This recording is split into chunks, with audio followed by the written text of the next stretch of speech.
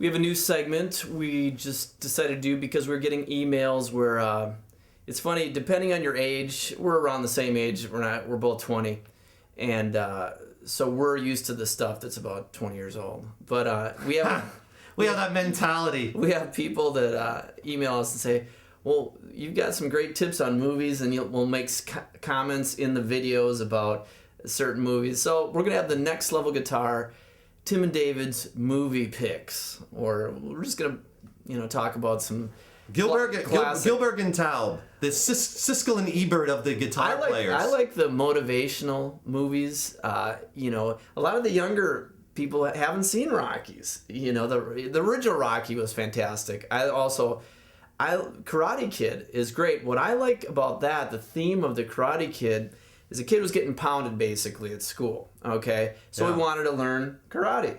But the thing is, it applies to guitar. I was thinking about a lot is because he goes to the guitar instructor, Miyagi or whatever his name. He used to be on Happy Days, which really dates.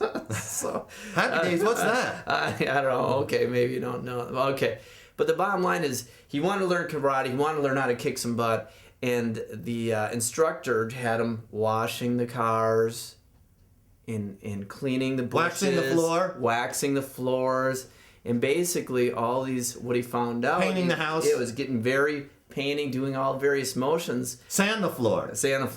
So the bottom line is these motions were karate motions that he thought he was just working, and that's kind of the way we give you the tools. And then all of a sudden, wow, you put it all together and you can do it. So I kind of, when I think of Karate Kid, and it's a great movie. I like the Karate Kid. Yeah. It's upbeat, it's motivational. And think of it with your guitar playing, Yeah.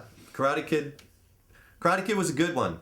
The Karate Kid was also in a guitar movie. Well, it wasn't just about guitar. The Karate Kid was his name, Ralph Macchio. Yeah. He was in Crossroads.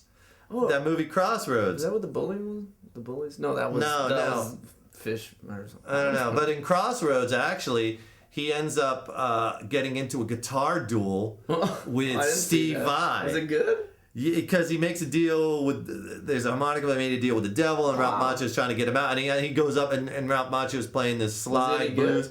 It was all right. I mean, Steve Vai was going crazy. That was a pretty cool scene when he plays up against Steve Vai. Yeah, let's talk about guitar. That was a good one. Classic guitar. Classic guitar movies. Where there's cool... If you want to see a great movie with good music is Singles. I love that movie, Singles. Yeah, I like that. Because that kind of encapsulates the whole... That encapsulates the whole Seattle sound and the scene. And in that movie is...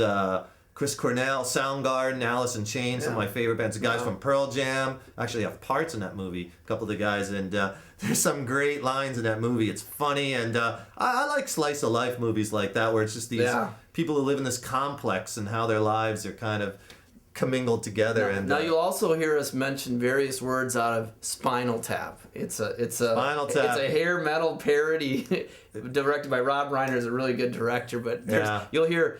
There's so many classic lines in there that which we'll throw, like the sustain. The sustain. And 11. It goes up to, it has an amp that actually goes up, a Marshall goes up to 11. Look, it goes to 11.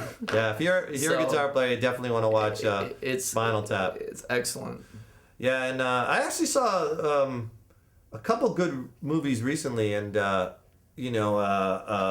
couple good rentals. I like all kinds of movies, And I especially like movies if they have some really, really good acting in it, where you just can totally get enveloped in this character. I love it where you're watching a movie and you believe. Right. Where you believe, even though you know it's the actor. What's going on? I love that too. Yeah, you just get sucked into it, and then you're like, holy cow, where's this going? Where's this character going to take this, And I had that when I was watching that No Country for Old Men. Oh, yeah. Whew.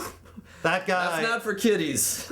No, but that guy. Don't take the kids. Yeah, the guy who played the villain in that Spanish actor, he was unbelievable. Good. He's probably, in my opinion, if who would you say is the best all-time movie villain?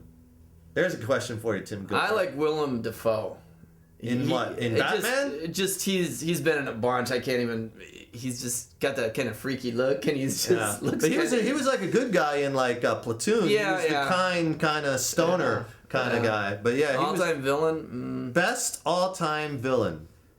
I gotta think about that. No, I can't think. You can't. What do you think?